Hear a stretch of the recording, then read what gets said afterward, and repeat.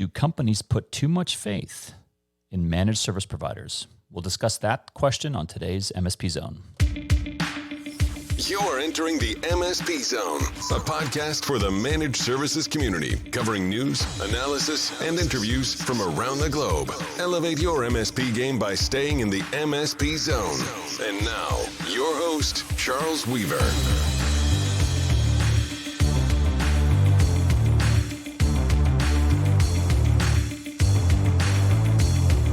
How are you doing out there? Hope you're doing great, having a great day. I wanted to talk about an article that actually written about 4 months ago. So it came out at the end of 2020 last year, November 25th to be exact, in thedigitaljournal.com. And I'll post a link to the article in today's show notes. But I wanted to talk about this article not to poke fun at the author or to be a referendum on that individual, but rather to pick up the conversation that the author raises, and the author's title is "Are Firms Putting Too Much Faith in Managed Service Providers?" ? And I don't know why I didn't talk about this earlier. I probably just got busy with end of the year stuff, and I went through my notes and I saw it and I thought, wow, we need to discuss this. And there's some things in here that are very legitimate issues. And there are some things in here that are, in my opinion, maybe wrong or deserve some alternative perspectives to help potential customers who might be reading this article and saying, well, are we putting too much faith in managed service providers? And so I just want to reopen that issue. I want to bring it back to the attention of everyone out there, including you, the MSPs, because you guys should be aware of this type of article, and you should be aware of it. Why should you be aware of it? Because I remember a time, 10, 15, 20 years ago when the only people talking about managed services, the only people writing about managed services were really inside the tech community, right? That was the only place you would see it. You'd see it on VAR Business, you'd see it on CRN, you'd see it on Web Host Industry Review. Some of these publications still exist, some of them don't. Some of them got sold along the way, but it was only something inside the community that you would see. You wouldn't see managed services talked about, in the front pages or in the tech section of the Wall Street Journal or the New York Times or, mainstream non-technical publications. Very, very rarely would managed services be talked about. But today, it's very common. You see it a lot more. And so that means that as MSPs and as professionals in the managed services sector, we need to be aware of this discussion because, in my opinion, often it's happening outside of our typical communication channels, and it's happening with a fair degree of inexactitude. There's a lot of misinformation, or sometimes it's accurate data, but they're analyzing it in a way that is not consistent with what is really happening inside the managed services community. And that's what happens when you have, when you kind of lose control of the narrative, shall we say, where when we were talking for 20 years in managed services, it was the community talking to itself. And now we have to realize that it's not just us having an internal discussion, it's now the outside world is now participating in our discussion, and we need to be aware of that. And this article is a great example of it. So again, the title is "Are Firms Putting Too Much Faith in Managed Service Providers?" And the author of the article sets up the kind of premise here that he's going after, which is, it's 2020, this is when at the time of his writing, it's end of 2020, the pandemic is, still going on. and what have we learned? And at that point, there were starting to come out some of the breaches, and the I think this may have been at the very beginning, perhaps, of the Sunburst attack. I'm not exactly sure if that was what had prompted this author to write this article, but the first major bullet point is MSPs struggle to become "quote unquote" most secure players. And that's what he starts off, the first bullet point, sentence or section of his article. And I'll just read from it briefly. In 2021, clients will continue to push managed service providers to refine their security practices, though this likely will not occur without a few more breaches acting as a reality check, in quotes, to kick things into high gear. I've got a problem with that. I'll read it again. In 2021, clients will continue to push managed service providers to refine their security practices.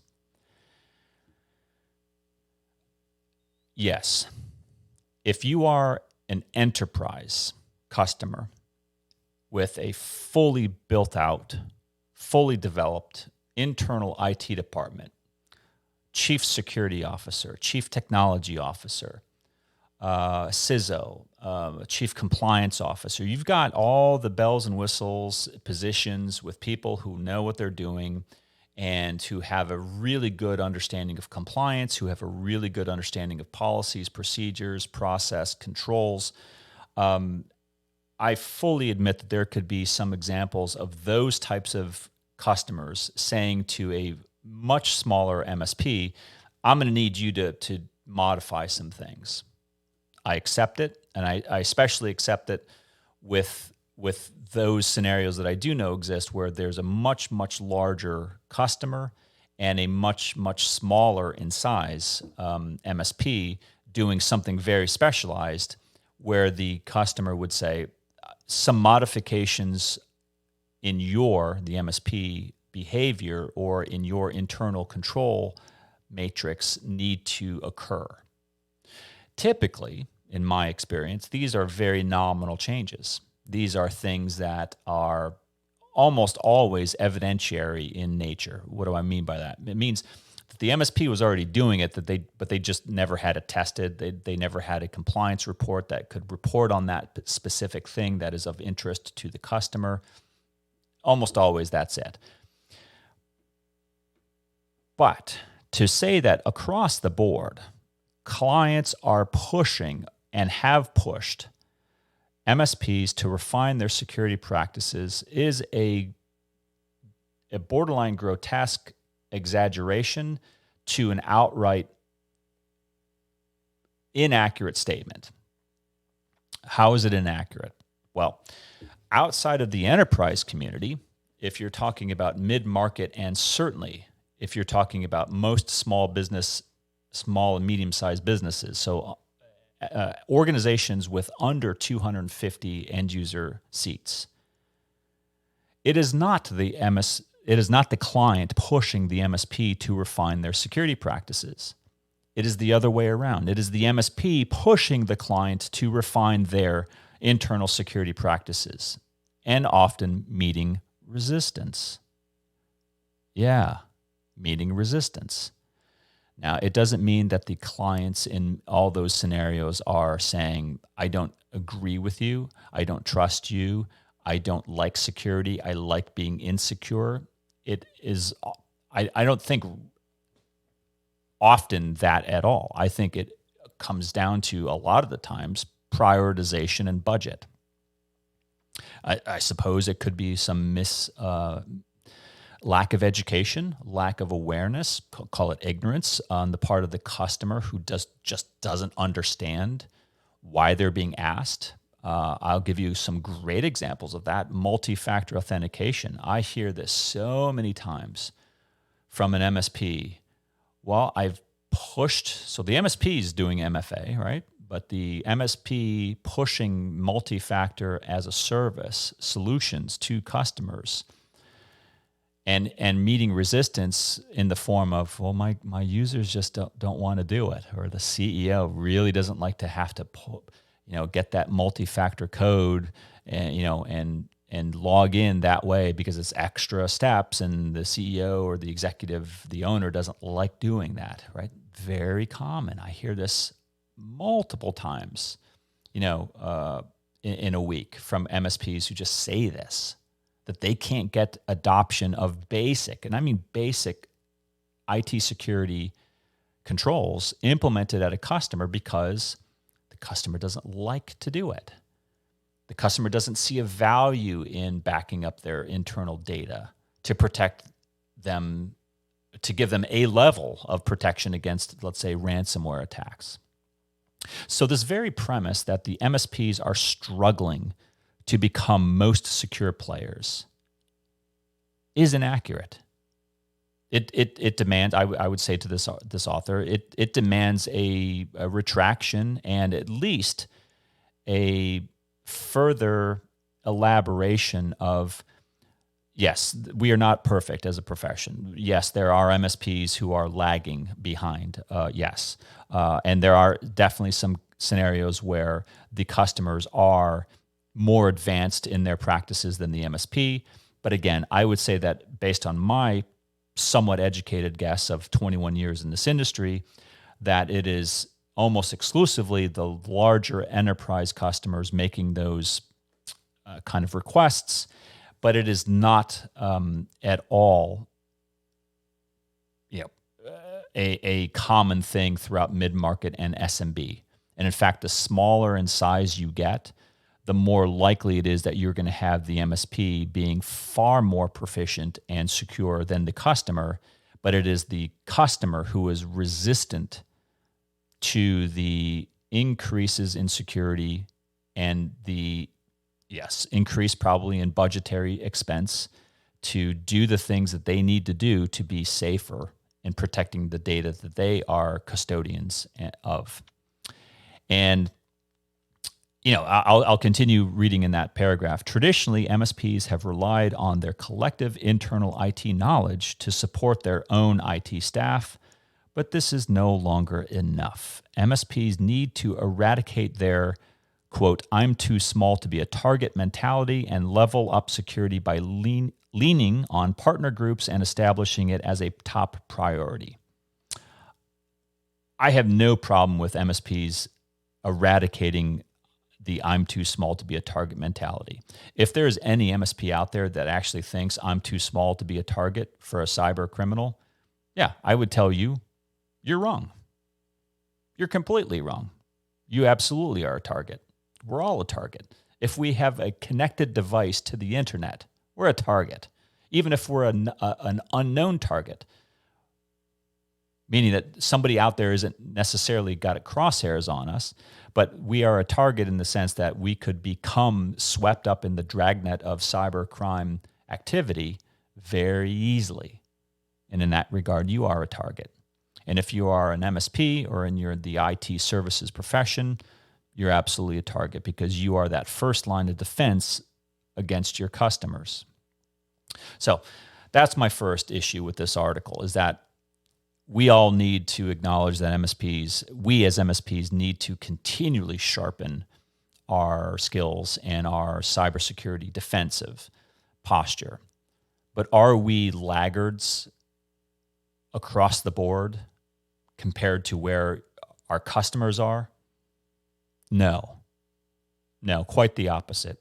Quite the opposite. And with the exception of maybe the enterprise, and I mean maybe the enterprise, because I've seen a lot of enterprise customers who are, big companies that have pretty bad IT security, pretty bad IT in general. They don't do things very well. And that's one of the reasons why they outsource, is because they don't have the internal staff to do it, right? And this hasn't changed in 30 years. That's why MSPs exist and are so important. So again, just take that into consideration and be aware of this type of thing. As if you get a customer who says, "Oh, I read an article in Digital Journal and they say that MSPs aren't really secure." No, that needs to be corrected. the article then goes on and talks about, what steps MSPs, should be taking for, after a breach has happened. I think that there's some really good takeaways from this, discussing, kind of, it seems like the whole premise of this article, if you go down to the end of the article, it talks about co-managed IT. And really it's talking about the end user being responsible for managing the MSP a little bit better. And I actually have no problem with that. But again, kind of excluding the enterprise where effective management of the MSP has long been a practice, and I mean long, for 20 years at least. The rest of the organizations out there, at SMB and mid-market alike, need to upgrade their own internal IT and cybersecurity posture. And if my conversations from MSPs is any indication, there's a lot that can happen there that needs to happen first before a customer can be even effectively thinking about co-managing IT. In my impression, most internal organizations are not prepared for any type of internal management or oversight. Although they should be, they're not there yet. If they're not even thinking about multi-factor authentication, they're not thinking about how to effectively manage their MSP. Trust me, they're not thinking about that. They're not ready for that type of responsibility. So that's my main beef with this article. It's a good article. I think everyone should read it. Love to hear your thoughts about it.